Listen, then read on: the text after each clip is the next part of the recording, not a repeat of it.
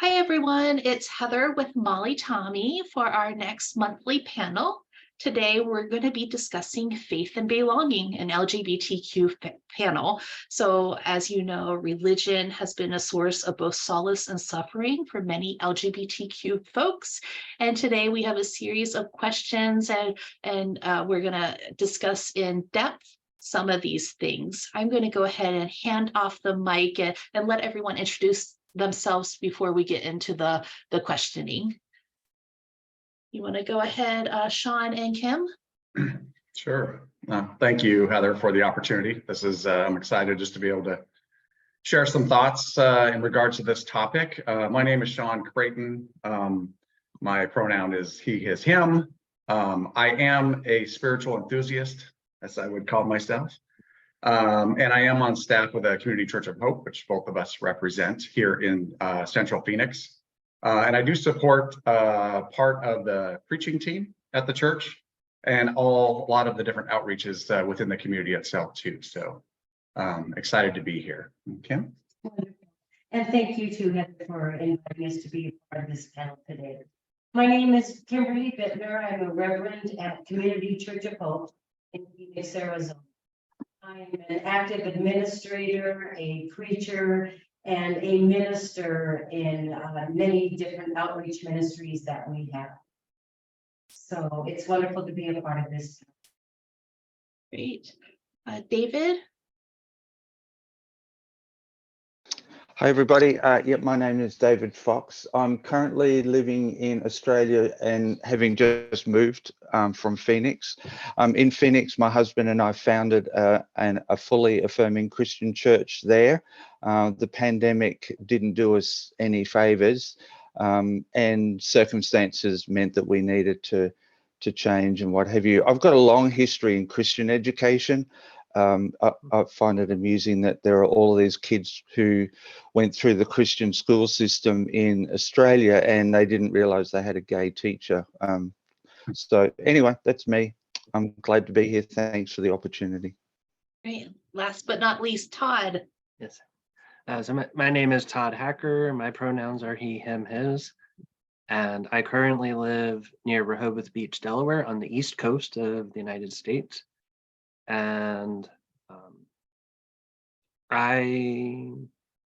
as far as religion is concerned, and where I'm very involved is with my local synagogue here. I've been involved in Jewish education for now almost 23 years, but the past 2 years I've been the religious school director at my synagogue, about 27 students, and do bar bat mitzvah tutoring and helping my 6th and 7th graders prepare for their bar bat mitzvah. Nice. Great. Thank you for that. So we are going to hit the ground running with the first question. It's a big open-ended question here. What does your faith say about sex, sexuality, and marriage? So I'll just open it up.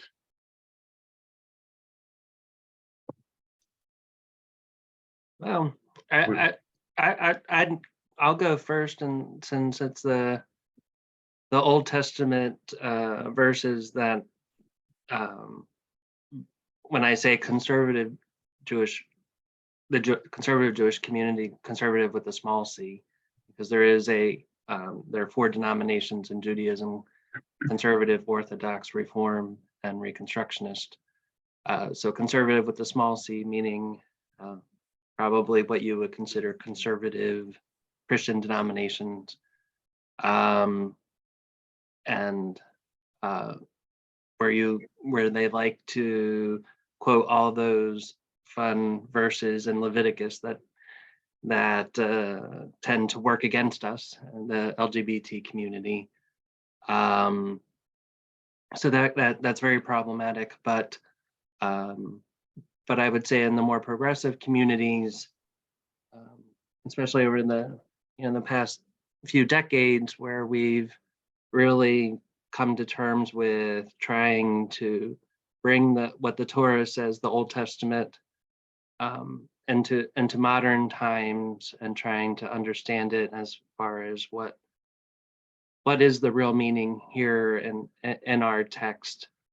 And besides those problematic verses, looking at the whole picture of community overall, and really the Torah speaks a lot about welcoming the stranger and bringing everybody into your tent, so to speak, and leaving that tent open so that everyone feels welcome and feels a sense of community. So that's the part that I really feel connected to, the idea of a larger tent. But again, historically, also with all kinds of topics related to sexuality and even gender issues with women up until, probably more recent centuries. With women in terms of Judaism, when you're married, that our wedding contracts, or a ketubah that you sign at your wedding, the verbiage, the wording and those ketubahs really look at the man as a property owner, property meaning the wife, that it's a very much of a transactional experience rather than something based on love and a commitment to each other. So luckily that has evolved to identify that it's much more equal, and that the woman has a place at the table and should be treated very respectfully. And the last thing I'll add to that right now is there's some talk about what the first human was. Many of us, especially growing up in our religious education, view Adam as a man, first man, but there's some ideas that it was much more just a very androgynous human being, that there really was no gender assigned to that person. And it's kind of that's a relatively new thing that is coming to light with some of the rabbis and Jewish scholars. So that's very interesting to help bring inclusivity to gender fluidity in our faith. You bring up a good point, Todd, because several parts of the Bible where spirit or God is even considered mother or a female, and a lot of people don't know that, right? I mean, they may not be educated enough to know that. And when to tailor off of what you just shared regarding Community Church of Hope, I mean, this church is a faith community. And when you think about the big picture of who is welcome, right? No matter what the sexuality is, whatever position, sexuality, marriage, any of that you are a child of God, truly a child of God. And then looking at it from the inclusion and the acceptance that is there, that God has intended. And there's so many places within the Bible that it is described, and we take a point in sharing some of those stories and some of those pieces, so there's a little bit more context, or at least texture to it, kind of adding to what you shared as well, Todd. It was good. Any other thoughts that you might have? Just the idea that we started as Community Church of Hope in a fellowship type of thing, and a niche type of church that really spoke to LGBT our communities. And through that has really grown into, it has been with allies, with questioning. It is an affirming church that includes all. We truly have a firm basis in we all are original blessings, by our birth, the image of God with our Christ hearts, that is how, we work. That is where our service is in this world. So through the sexuality, the gender fluidity, as we look at each piece of how we present We affirm each present. Yeah, that's really good. I've been grappling a lot with faith and sexuality. I grew up in a very conservative Baptist home, and even from the earliest of age of my self-awareness, I knew I was different, and I knew that I didn't belong, that I didn't fit in, and so much of my life has been about who's in and who's out, and what constitutes being in. And in the really just the last couple of years, the pandemic was actually good for me in the sense that it made me step back and begin to examine some things that I'd never actually really examined closely before. But what I began to realize is that when we talk about faith and attitudes towards sexuality and gender identity, relationships as a whole, all of that, what we actually are looking at are particular views related to a denomination or a religion or something like that, and that's separate to my faith. That as a gay man, my faith isn't moved, but all the things that molded what I thought was faith were really just behaviors that made me look like I fitted in. And so, you know, fundamentally, my faith is in God. I trust Jesus. And that's what my faith is. And that excludes all of the views about gender, about orientation, like all of those things don't matter anymore. In terms of the passages, Todd talked about the passages in Leviticus, and then there are the passages in in Romans and Corinthians somewhere. When I was first coming to terms with who I really like, the authentic me, I didn't come out till I was 48. And like at that time, I thought, I really need to know what the Bible says about this. What about those passages that are used against us so much? So I spent a lot of time like researching and studying and talking to people who had done really the hard work in bringing understanding to the world about those passages. And I realized that they've just been used in particular ways to exclude people, rather than being inclusive of anybody who just, you know, they want to love God. They want to, you know, or whatever that looks like in their own faith. And I'm now at the point where I don't even enter into those discussions anymore. Like, let's get over it.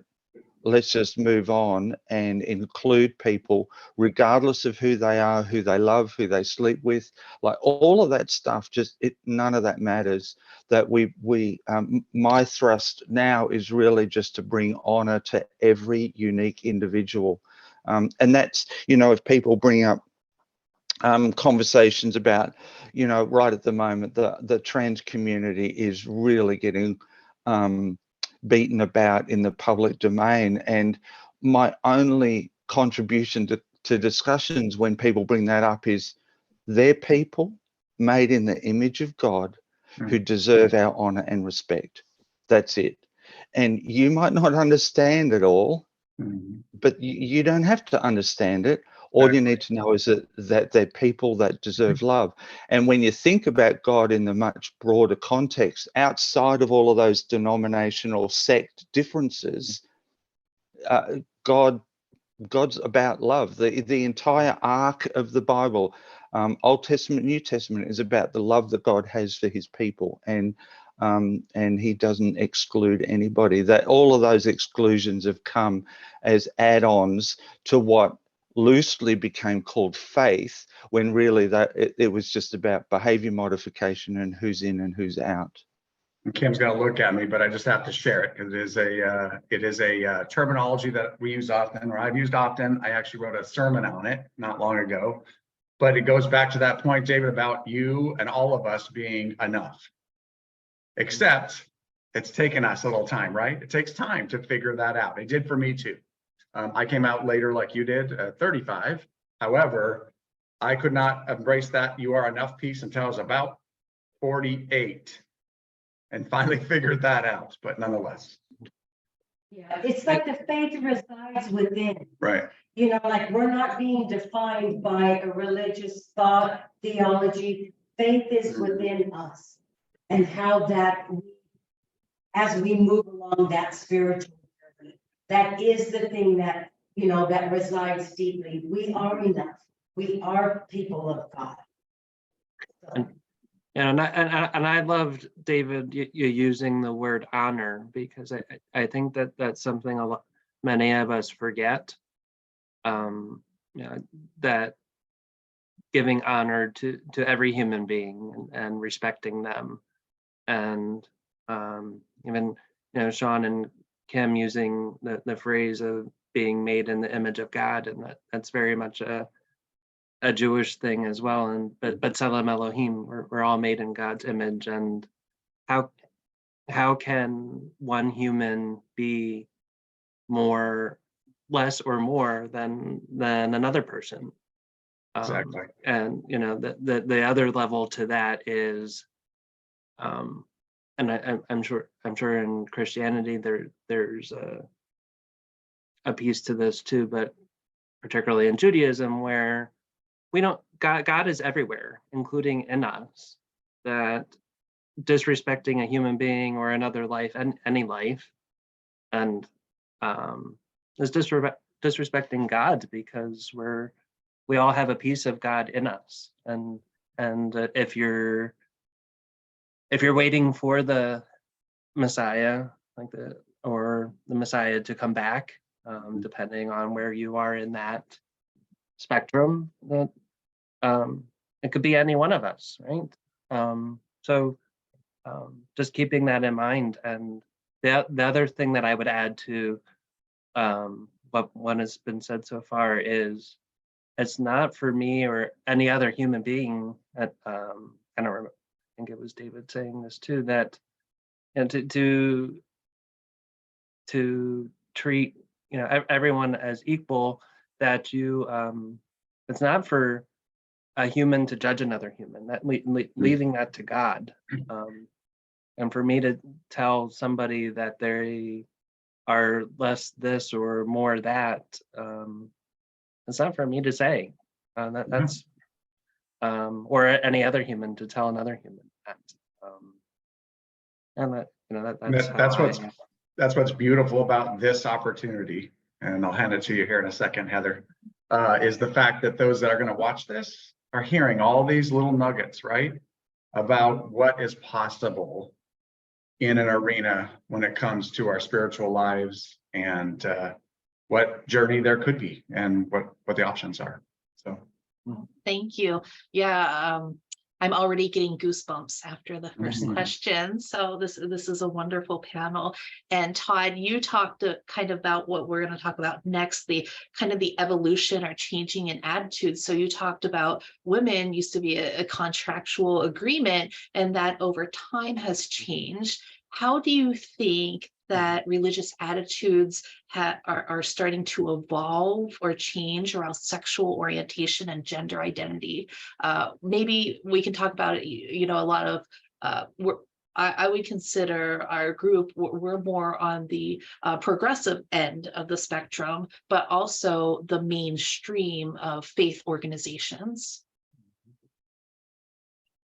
right. The word respect, the respect and honoring of who we all people are.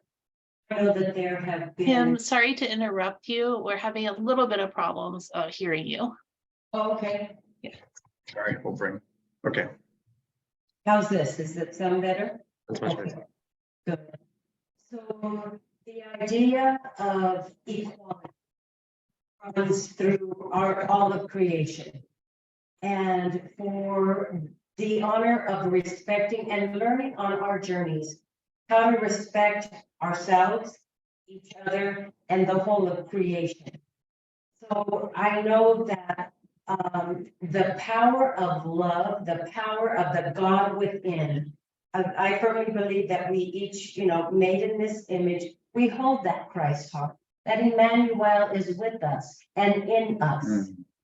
That we are the hands and feet of Christ here on earth right now. And the equality to look at different faith communities and see some type of, how do we balance? How do we work with people? It's in that education of showing up, what our actions are, how we reach out, how we minister to people. And keep, and know that there is an equality of all, regardless of, of belief, of where we are on our journey, that, or what our gender is, that if we in faith, we have faith that there's this plan that God has for us, and we are living that plan and waking up to that plan each day. So the respect part, the connecting part, and allows us to begin to co-create with other people in shaping and forming our faith and our belief. Mhm. Yeah, well said. And I think there's one other caveat that kind of shifts gears slightly where my head goes when it came to this question. And it's just what I'm seeing within the church today on who's walking through the door. And so who's coming back? Like, what does the future of the church look like, or the future of any spiritual organization look like? And there's a generational shift happening. So mind you, from all of us here, of what we grew up in, right? It's different than even my daughter, who's 29. She's the millennial. You go to the Gen X and all the rest of the younger, the Gen X, I'm missing one. Who am I missing? Gen Z. Gen Z. Gen Z. Yes. There you go. But these are the people who are searching for something, possibly. And it is a different kind of search than what you and I probably went through, right? Because we grew up in a very structured, I did, David, just like you, in a very, very, very strict religious upbringing. And that's what kept me from even making any choices till I was 35 to figure out, who am I? Where am I going? What is it supposed to look like? But when you look at it, I think there's a shift in who is in a mode of searching and in a mode of looking for that spiritual journey. And what I've heard many times, that's what these younger kids that are coming to the church now and just looking for something, are trying to find what journey could they take when it comes to a spiritual journey. So I think we're seeing a shift in that just from a generational change. Yeah, I agree with that, Sean, that there are generational differences that are apparent. When we look at the public discussion, though, it looks like we are more polarized than ever. It looks like there are people who are much more adamant about the abomination thing. And then there are those of us who are moving in a very progressive direction. But I don't think we're actually as polarized. It's just that the loudest voice is the most obnoxious one. In my many years of education, I've seen that over and over and over. The bully in the room is always the loudest one. The obnoxious, opinionated one is but they don't represent the majority of people. Right. And I think that I maintain a lot of hope in that, because there's this swelling undercurrent of progressive ideas of acceptance and inclusion, and I just think we need to filter the media out ourselves and learn to do that, like choose who to listen to and who not to listen to, really. But I'm also aware of this. It was highlighted by an example in a school where I was a school administrator, and there was a young man who was having trouble in the classroom one day, and he ended up in my office, and in the middle of his distress, he was crying. It was his 13th birthday, and here he was in my office, just distraught. And in the middle of the whole discussion, he said, "Mr. Fox, you don't understand. I'm a homosexual." And I sat and just waited for him, listened. One of the things that he said to me was that every day in the changeover from class to class, he wondered if today was the day he would be beaten by Mhm. other kids. And so while we understand that there is much more acceptance, I love seeing, you know, high school kids who are out and proud and just being themselves and, you know, finding their tribe. I'm also aware that there are still a lot of kids who are in conservative religious homes, or homes that not necessarily are like, they don't necessarily go to any church or building of faith, um, but they've still been strongly influenced by those ideas. There are still kids in those environments, and that's where my heart really goes out to those kids. Like, how do we make sure that they are able to identify their tribe and find them? The other thing that I think about is, like, my husband, when he was in college, he looked at all of the gays around him, and you know, at that time, the olden days, the only people who were out and proud were the flaming queers who pranced around, and he looked at those people and he used to say, well, I'm not gay, I'm not like them. Mhm. And so how do we show this generation coming up that there are people who aren't the extremes that have been presented to them because of the religious or very conservative environments that they're in? Sorry, I'm like, it's so passionate on what you're saying, David. And the other caveat to this is, and I've actually witnessed this not long ago, is the parent.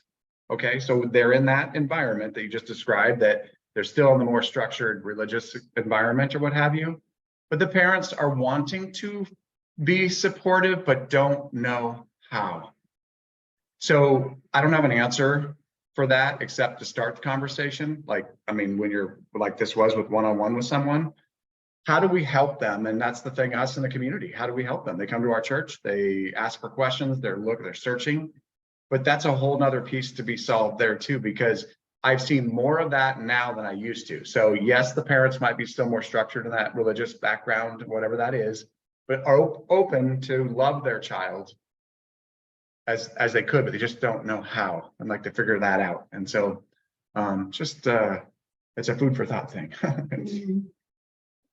Yeah, and it's interesting for me too, and I love that this panel has a very cross section of generations also, because I'm more in that Gen X group where, you know, I was in college in the 90s, and that's when I started coming out. And I actually grew up in the United Church of Christ, which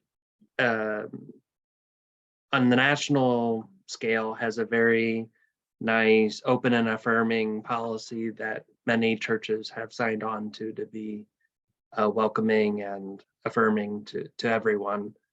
And I found Judaism just totally not, and had nothing to do with me being gay or trying to come to terms with being gay. It just spoke to me more, and I connected with it when I was in college and converted when I was in college. And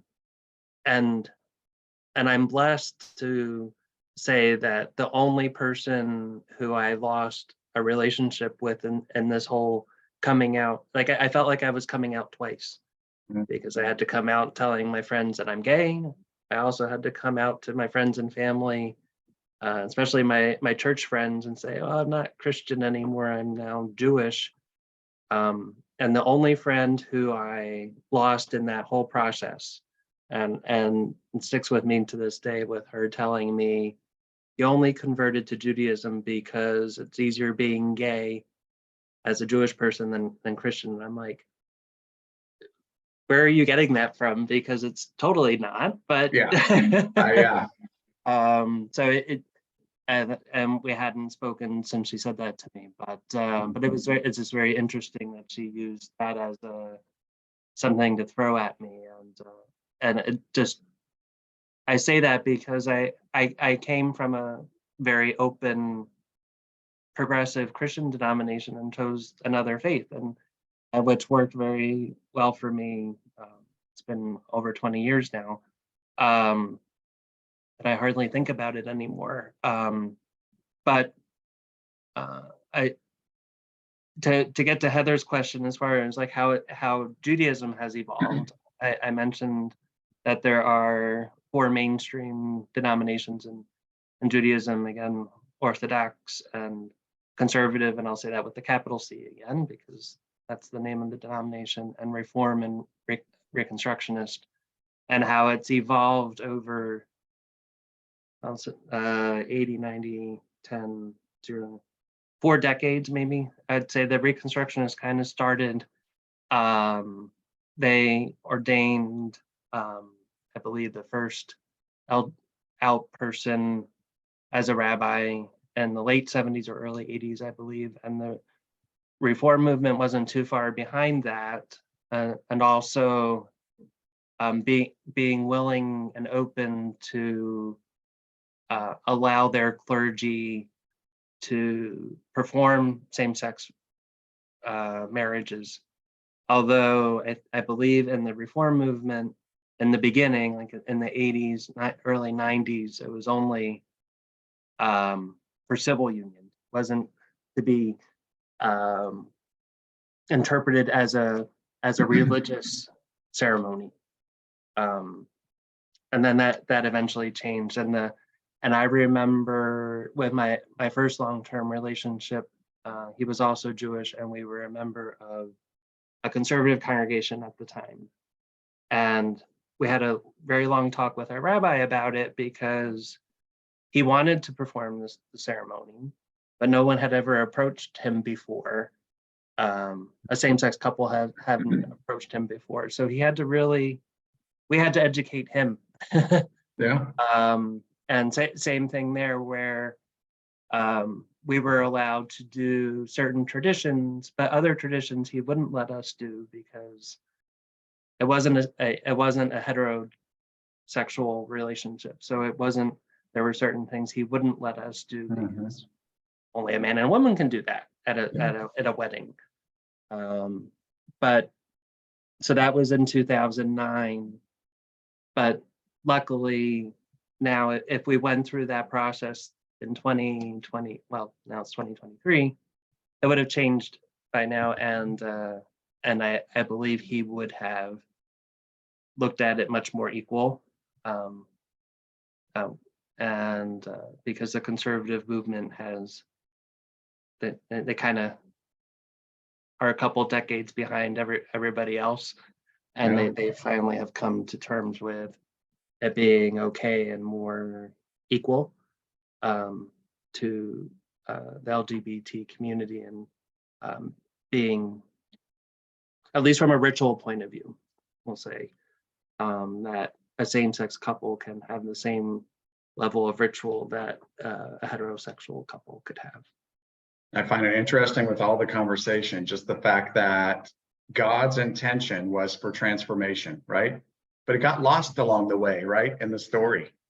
And so there is true transformation that is available for us. And it's just here, I mean, you made a good point, Todd, or both of you have, our societies have not gone there. And it's been more so versus in the beginning of spirituality, or beginning of time, versus where it's at now. And it's transformed through man often, right, along the way.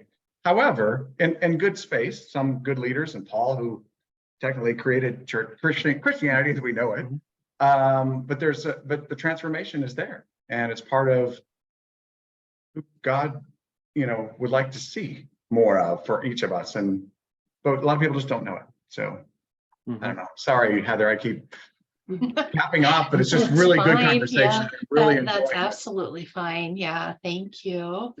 Does anyone else have anything else to add to that question? Yes, just one little thing. Like there's this thing about verbiage that churches think that they're moving to a more inclusive way, and I want people to understand that there's a big difference between a church that says they're welcoming or inclusive or tolerant, that's the worst, or affirming. When George and I first moved to Phoenix in 2015, we went to one of the larger churches there, and the worship at the beginning was just amazing, and I really felt the presence of God. And then the senior pastor got up, and it was at a time when the whole same-sex marriage thing was very in the news at the time as the big issue. You know, is our society falling apart and all of that? And he got up and he said, what we want here's our view of the LGBTQ plus community. They are welcome here. We want them to come here and be loved, but they need to know this: they will have to change. And it's like, oh my gosh. So he thought he was doing the right thing. And around the church, you look around the church, the 1,000 people there, all people going, yep, amen, brother, preach that. And it was almost like, oh, they have no idea what welcoming actually is, and what unconditional love is. So people who are looking for a church of whatever faith it is, I really want them to understand the language is important. That there are some questions to ask of a church that you're going to, like, would you marry me and my boyfriend? Do you marry same-sex couples here? Can same-sex can LGBTQ people be involved in ministry? Can the gay men teach the children in Sunday school? Like, all of these questions. And if the answer to any of those questions is no, like, can I participate in communion or, you know, any of the sacraments? If the answer to any of those questions is no, it's really not the place for you. That there are people, there are groups, there are community organizations that are a much better church, in the sense that you can be completely authentic, live out your faith in an environment where everybody loves you and no one's out to change you, you know, for the better, or to, you know, to turn you straight, or, you know, whatever. So anyway, I'll shut up. Thank you, David. Sorry, you may have seen my son in the background helping control my puppies.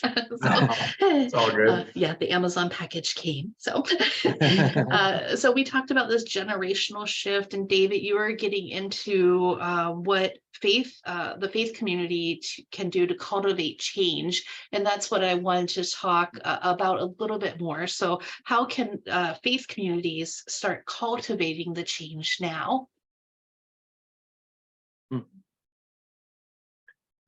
I think it goes in. I see that in my community that I'm involved in now, and there's I forget the author's name, and I feel really bad, but there's a movement within the Jewish community, particularly referred to as relational Judaism, where, you know, it came from, and church, you know, churches are having, all faith communities are having the same problem, where people just aren't coming in the door like they used to. And why is that? And how do you get people to come back? So this author, who I'm blanking on his name now, and I apologize to everybody. But when this is posted up, maybe I'll find his name and I'll put it in the comment section on YouTube and wherever this video is. But in any case, so he coined this phrase called relational Judaism, where it's not just about being a member, but it's about building that relationship with your fellow congregants and your clergy, and how the clergy cultivates a relationship with you. That's what makes people want to come back. And what does that relationship look like? How that it's a warm, welcoming relationship with each other, not a judgmental relationship, I'll say. And also with me as an educator in the community, and some of the more progressive synagogues too are moving toward this as well, where Hebrew is a very binary gender language. If you and many languages are actually, but Hebrew is one of the worst offenders of that, where there's masculine and feminine verbs, and sometimes it makes no sense whatsoever, but that's how the language evolved and was created. So you have a bar mitzvah and you have a bat mitzvah. Bar mitzvah refers to a boy, and a bat mitzvah refers to a girl. But what do you do when you have a child who doesn't know what they are and how they want to celebrate and become?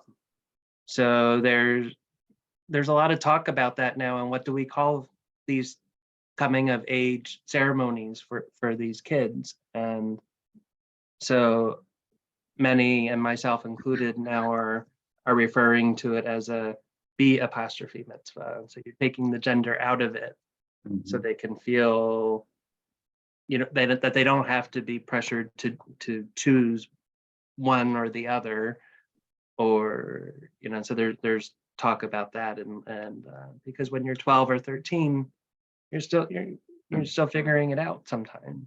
Yeah.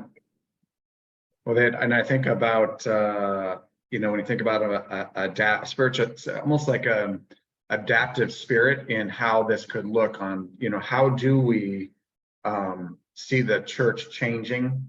And when I think about the specifics, it's the power to choose. So when they come into some faith community, whatever it is, Jewish, doesn't matter, Christian, whatever avenue they go to, the power to choose, which has not been given to them. So I'm going to be honest with you. This is just I'm giving you guys conversations I've had as of recent, walking through the doors. So I get the time, we all both take time to speak and share, and at least hopefully they're welcome, right, in the process, but their stories are impactful. And I think the other part is a matter of what you do within the community. And I mean that by outreach ministries and other components. These outreach ministries have shifted almost from what it was in order to bring the value of other generations, right? That could look at what the changes could look like, right? And what could work for them in the process of their spiritual journey. So I know I'm really thinking outside the box, but we are in a space right now where the church is growing. And these are the things that are before us. They really are. And this conversation we've had with our staff meetings and things of that sort. So we need, to cultivate, you need to know your seed, you need to know your ground, and you need to know what is necessary to grow.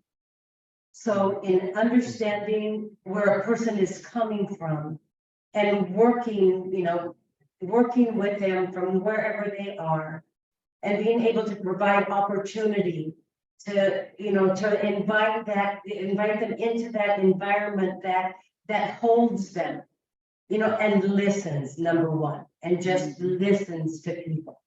And being able, no response, really necessary. No, that the listening ministry is number one. And then from there, we can move on a little bit more. So I know that in that cultivation, like we will run spiritual groups. We run, like there's a women's spiritual group that we have. We have like people who meet together just for breakfast or for dinner times, just to be able to find out, see each other. And in that, we recognize God in each other. So in that cultivation is just knowing that person or knowing that, and that sounds naive, that sounds simple, and it's not simple. It takes, it takes our core, it takes our spirit to engage.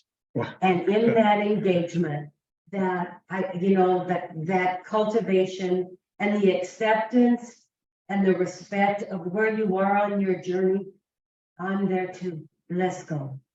I think that that is so important, and what people want, that people want to be listened to. I think we all grow up, and especially the older generations, you're used to being talked at and being told versus being asked what you want, what you do, what are you thinking.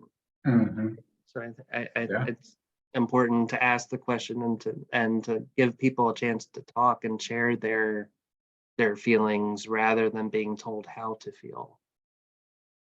Good point. Yeah, Kim, what you just said reminded me of something that Todd said a little earlier about relational faith, where we've shifted away from a dogma. We're shifting away from you must believe this because the pastor or the minister or the priest or the rabbi said it. That it's about relationship and building community among a group of people who are like-minded and are still searching. You know, I'm 60, approaching 61, and I've come to realize I'm still searching. In terms of what churches need to do to change, you know, I really honor the work of Matthew Vines and the Reformation Project, with him wanting to speak with even Kathy Baldock, who wrote Crossing the Bridgeless Canyon, I think that Walking the Bridgeless Canyon. Their work in the mainstream Christian churches of trying to help denominations understand what the Bible actually says, you know, about how do we shift church culture and what have you from the traditional, very conservative view of homosexuality through to something much more progressive and relevant for our time. But what I actually see is more churches, more of those conservative congregations digging in their heels, and they're not fabulous, beautiful heels that we gay men all admire. Like they've got spikes on them. They're actually like they're digging in deeper and becoming more adamant about, you know, the clobber passages and stuff. But what I also see is a lot of newer congregations coming in. I know Community Church of Hope's been around for a while, so it's like the old person on the block almost now, because there are now new congregations rising up everywhere that are much more affirming, inclusive, and progressive in their view of God. And their scriptures, and you know, it's much better. And what I think is going to occur, and I'm not a prophet, but I think we're going to see one of those big shifts, similar to shifts from, you know, when the Catholic Church was the only Christian church and then Protestantism came in. And what I think that we're entering an era where that could easily occur again, where those churches that are digging in their heels about what they've been told about homosexuality, they'll fade eventually. Those generations are going to die out. Those buildings will become useless and empty. And new congregations that are focused on relationship will actually rise up, and they won't necessarily turn into the mega churches. There's a different focus altogether than buildings, facilities, and programs, but it's really about who are we having dinner with today? Who are we meeting at the park? Who are we getting together for a Bible study or a book study or something like that? I think that's the future of church. Excuse me, who just did that in the whole life of the Bible per se? Jesus, what did he do? He was hanging out with everybody. Let's have a meal. Let's break some bread. Right. We've gotten away from it. And to your point, David, yeah, it's just there is a whole new revolution of pace that is happening. I agree. Yeah, thank you, David. I loved what you had to say. We'll wrap up with a question I like to ask, almost the exact same question in a different way with every panel where we're giving advice to other LGBTQ folks. So what would you say when these folks hear people saying that being LGBTQ is a sin, or you know, citing verses or condemning their sexuality? What advice would you give to them? I would say this: draw a circle around yourself and only let those people in who honor you and respect you. That do what it takes to be the authentic you. And that might be really tough, but find there are people who love you, who adore you, who honor you and respect you just as you are and want to walk that journey with you. And as hard as it is, there'll be family members who don't fit in that circle. There'll be people you grew up with that and you've been hanging out with who don't fit in that circle, but that's okay because they've served their purpose. you can't be authentic. You can't receive any real validation from those people. So draw a circle, make it small to start with, and find the people who can help you grow and become and be the person that you're really intended to be. Mhm. And to add to that, to be brave and courageous, adding to exactly what you said, David, and know that there is room for you. People don't realize that in any spiritual realm or religious realm that there is room. Well, I'm going to tell you right now, there is. And so something that we need to seek out, and David, you said it best, take the risk to try to engage and to engage with those around, whether it's friends that you know that might be able to support you, or an organization that you might be able to support you in the process of your journey or your walk, because there is a space for you, there is affirming for you, there is a place that loves you, and you are loved. And it's one of those things about finding or looking or searching for that space. And they're out there, and we are part of this. Is what's so beautiful about doing this. So I am so honored to be able to spend this time with all of you, so that others can see from the outside social world, there is something out there, because you all have represented just that. And I would just add to that as well. Believe that that circle will grow and continue to grow. Amen. Exactly. Yeah, and I would add, and just opening your heart and your mind, and being brave to let whatever spirituality speaks to you, speak to you. That, shut out all the noise, turn off your devices, turn off your TVs and everything. Go out and just sit in quiet for a little while, and just let love yourself, because we all know that phrase, if you don't love yourself, how are you going to love somebody else, right? But love yourself first, and just let your heart and your mind be open to find. I think that would, I know that's helped me find like-minded people, and like David had said, your circle, and then you find one or two people, and then it grows and it grows and it grows, and finding your tribe, whatever your tribe is, and whatever that looks like, and we're out there. Thank you. Well, And that's, go ahead. No, it is, I know I'm sailing the sail over and over again, but if anything, on a conclusion to end, is just knowing that you are enough.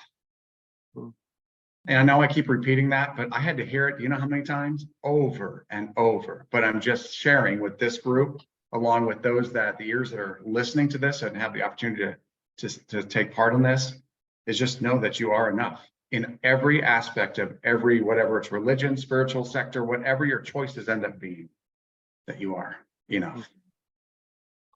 Great. Thank you. Well, this panel has been inspiring, and I'm hoping that we reach tons of folks and it helps them. So I want to thank everyone for their time tonight, and I'll see you on Molly Tommy.